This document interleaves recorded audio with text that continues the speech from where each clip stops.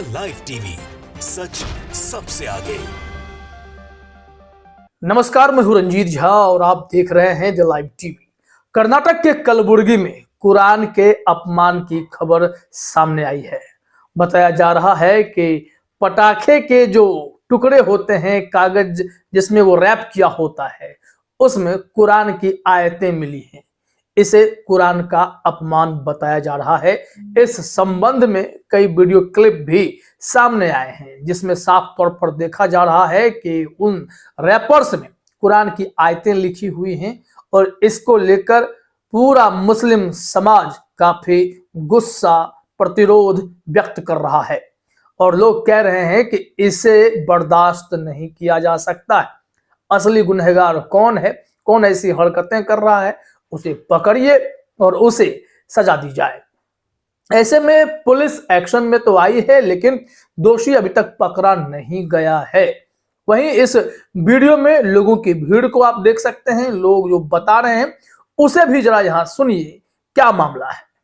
जो है नमाज के बाद उनको सफाई करते टाइम भी जो है आ गया, जो है नमाज के बाद उनको सफाई करते टाइम भी जो है आ गया वहाँ पे। ये पढ़ने लगो, पढ़ने लगो। तो सुना आपने, यहाँ पर तमाम लोगों ने एक ही सुर में यही कहा है कि हम इसे कैसे बर्दाश्त करें।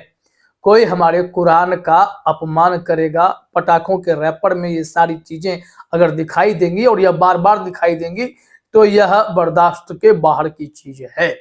इंडिया टुडे के इस वीडियो क्लिप में लोगों का गुस्सा तो आपने देखा है और इस वीडियो को अशरफ हुसैन ने और हेट डिटेक्टर ने शेयर किया है और अपनी प्रतिक्रिया भी लिखी है, पूरा मामला भी समझाया है।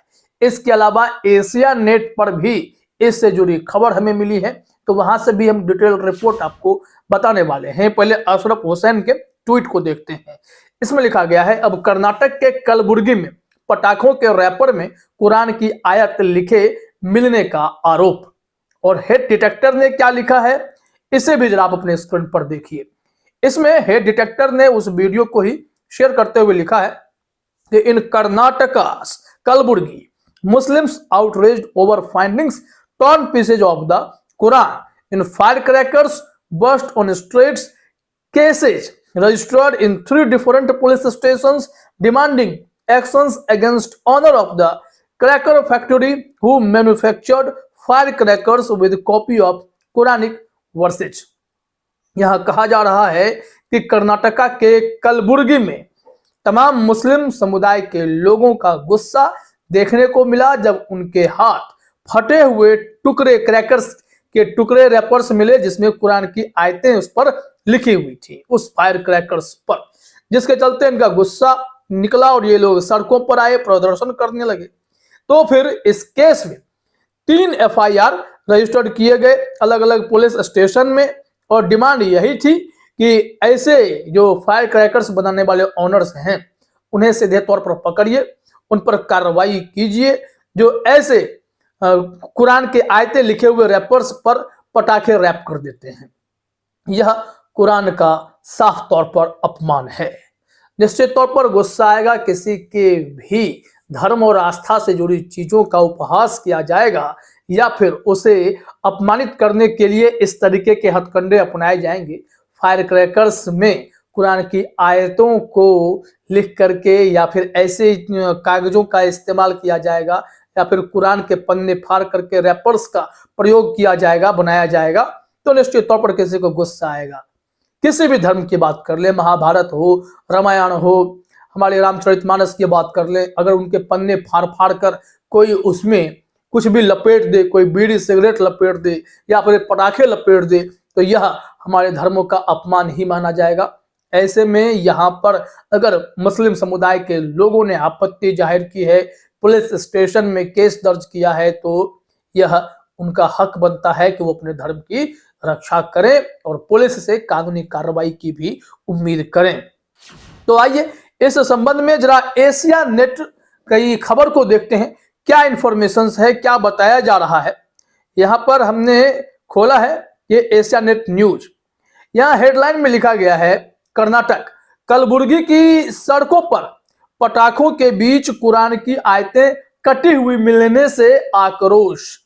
और यहाँ पर आइए सीधे खबर में चलते हैं कि क्या कुछ जानकारी दी जा रही है, लोगों का क्या कहना है और इस मामले में एक्शन क्या है। लिखा गया है, विनय कुमार पाटिल की रिपोर्ट है। कर्नाटक के कलबुर्गी शहरों में पटाखा में कुरान के फटे हुए टुकड़े मिलने के बाद मुस्लिम समुदाय में आक्रोश की लहर दौड़ गई है।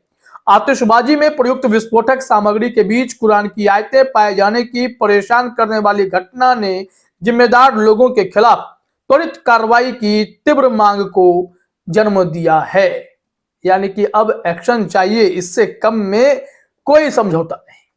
लिखा हुआ है, पटाखों के भीतर कुरान के पन्ने फाड़े जाने की घटनाओं के कारण उग्र विरोध प्रदर्शन हुआ, जिसके कारण क्षेत्र के विभिन्न पुलिस स्टेशनों में 3 अलग अलग मामले दर्ज किए गए। अपने पवित्र ग्रंथों के अनादरपूर्ण उपयोग से नाराज समुदाय के सदस्य इन विवादास्पद आतिशबाजी के निर्माण के लिए जिम्मेदार पटाखा फैक्ट्री के मालिक से जवाबदेही की मांग कर रहे हैं। यहां लिखा गया है कि 3 FIR यानी प्रथम सूचना रिपोर्ट दर्ज होने के बावजूद स्थानीय पुलिस विभाग और जिला प्रशासन अभी तक इस परेशान करने वाले कृत्य के पीछे के दोषियों को पकड़ नहीं पाया है। इसके अलावा रिपोर्ट सामने आई है जो दर्शाती है कि कुरान की आयतों वाले इन पटाखों का वितरण और फोड़ा कलबुर्गी की सड़कों पर बिखरे पड़े हैं और इसी को लेकर लोगों ने अपना गुस्सा दिखाया है। निश्चित तौर पर किसी को भी यह चीजें बुरी लग सकती हैं।